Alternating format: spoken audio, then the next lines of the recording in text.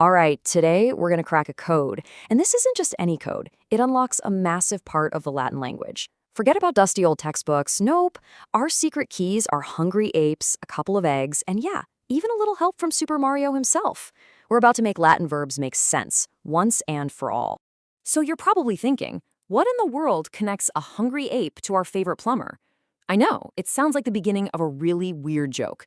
But I promise you, the answer is the secret to understanding how basically all Latin verbs get organized. Just trust me on this.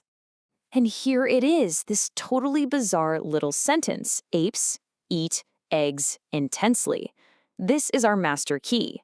Right now, it probably looks like total nonsense, but I guarantee by the end of this, you'll see how this one phrase gives you the entire blueprint for Latin verbs. Okay, but why even bother with this, right? Well, because Latin isn't really a dead language. It's more like a ghost that's hiding inside English. Seriously, its DNA is everywhere, especially in the words we use every single day without even thinking about it.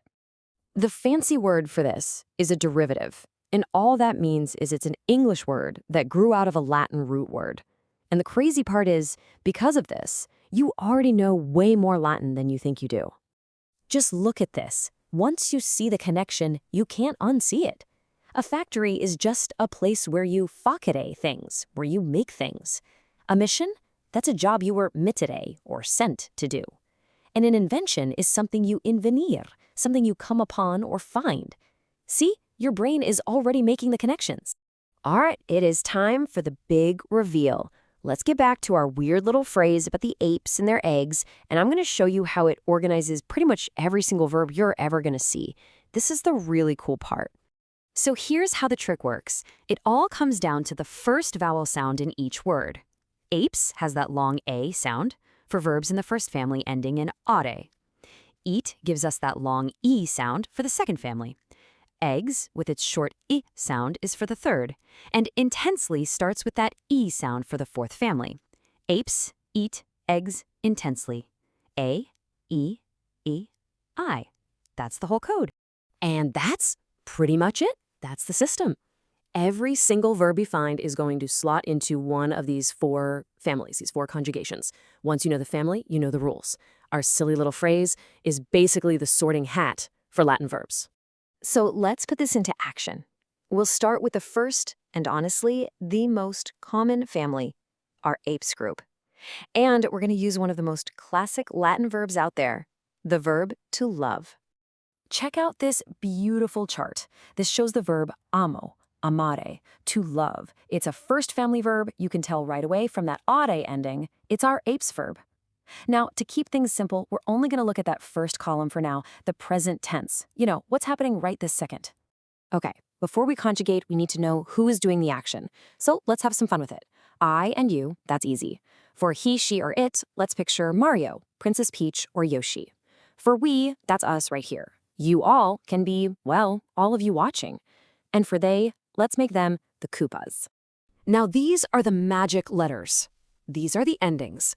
In the present tense, you just take the verb's stem, which for us is ama, and you pop one of these six endings on it.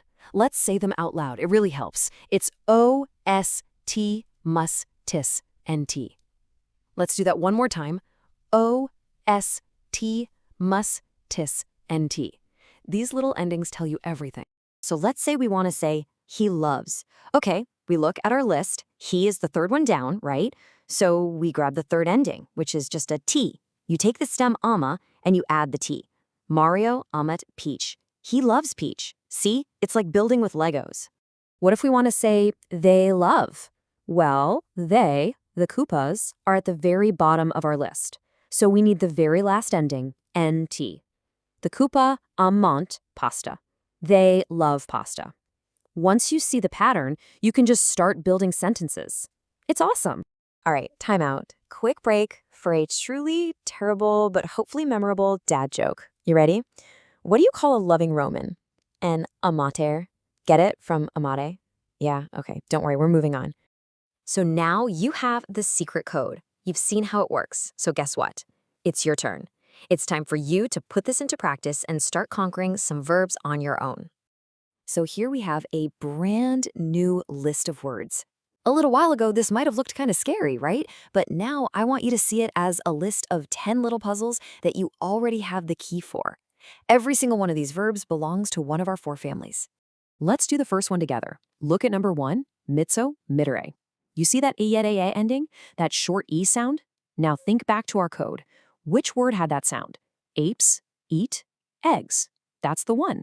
So this verb belongs to the third family.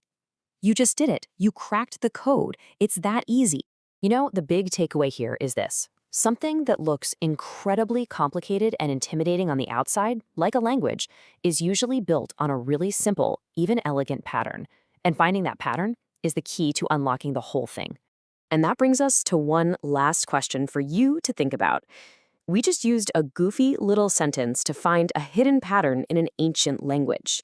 Now that your brain is switched on to look for these things, what other patterns, what hidden rules are you going to start seeing in the English that you speak every single day?